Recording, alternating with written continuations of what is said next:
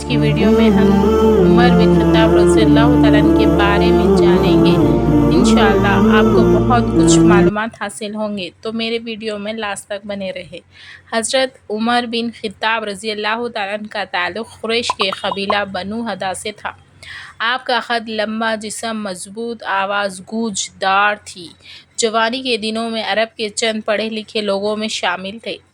تلوار کے ماہر، مقرر ہے، مثال اور عزت والے انسان، لیکن اس وقت تک اسلام کا نور ان کے دل میں داخل نہیں ہوا تھا۔ حضرت عمر رضی اللہ تعالیٰ عنہ اسلام کے سخت دشمن تھے۔ ایک دن غصے میں نبی کریم صلی اللہ علیہ وسلم کو قتل کرنے کے ارادے سے نکلے۔ راستے میں کسی نے پوچھا، اپنی بہن کو تو دیکھ لو، وہ بھی مسلمان ہو چکی ہے۔ غصے میں بہن کے گھر پہنچے، مارا پیٹا، لیکن جب قرآن کی آیتیں سنی دل کانپ گیا، آنکھوں سے آنسو بہنے لگے۔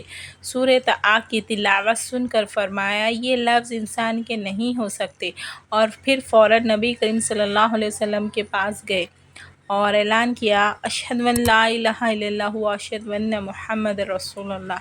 مدینے کے آسمان گونج اٹھا، اللہ اکبر، عمر مسلمان ہو گئے۔ حضرت عمر کے اسلام لانے کے بعد مسلمانوں کو کھلم کھلا عبادت کا حوصلہ ملا۔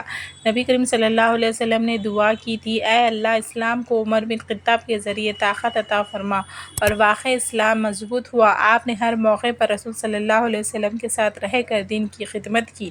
حضرت ابو بکر صدیق رضی اللہ تعالیٰ عنہ کے بعد خلافت حضرت عمر کے سپرد کی گئی تھی۔ یہ وہ دور تھا جب اسلام نے عرب سے نکل کر روم اور فارس کی سلطنت کو فتح کیا۔ ان کے دور میں عدل و انصاف کا مضبوط نظام قائم ہوا، بیت المال کی بنیاد رکھی گئی، عدالتیں اور پولیس نظام قائم ہوا۔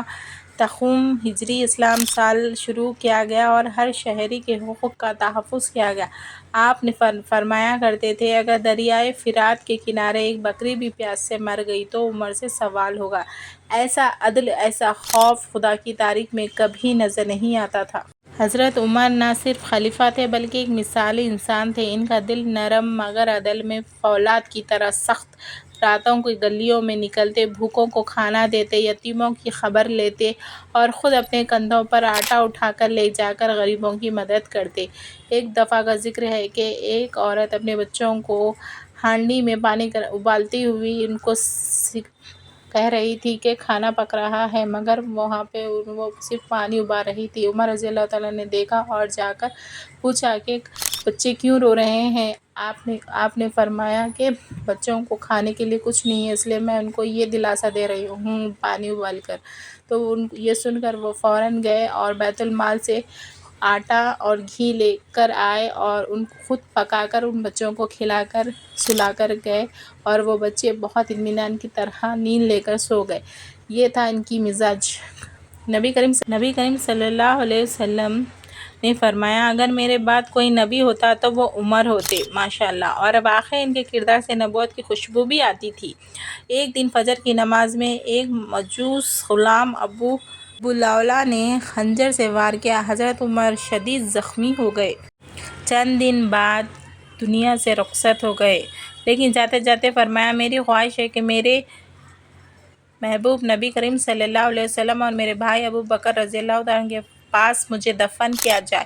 اور آج بھی مدینے میں رسول صلی اللہ علیہ وسلم کے پہلو میں حضرت ابو فاروق رضی اللہ تعالیٰ عنہ آرام فرما رہے ہیں۔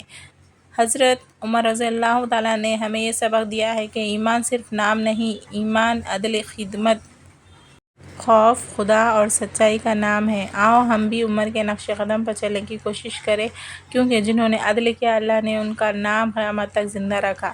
حضرت عمر بن خطاب رضی اللہ تعالیٰ عنہ کی زندگی بہت ہی نہایت سختی بھری تھی، لیکن ایمان کے ذریعے سے انہوں نے آسان فرما دی، اور انہوں نے کئی لوگوں کی مدد فرمائی اور وہ اسلام کی بڑی ڈھال بن گئے۔ تو ان کے جیسے ایمان ہمیں بھی انشاءاللہ تعالیٰ اللہ کرے نصیب فرمائے۔ اللہ ہم سب کو بولنے سننے سے زیادہ عمل والا بنائے۔ السلام علیکم۔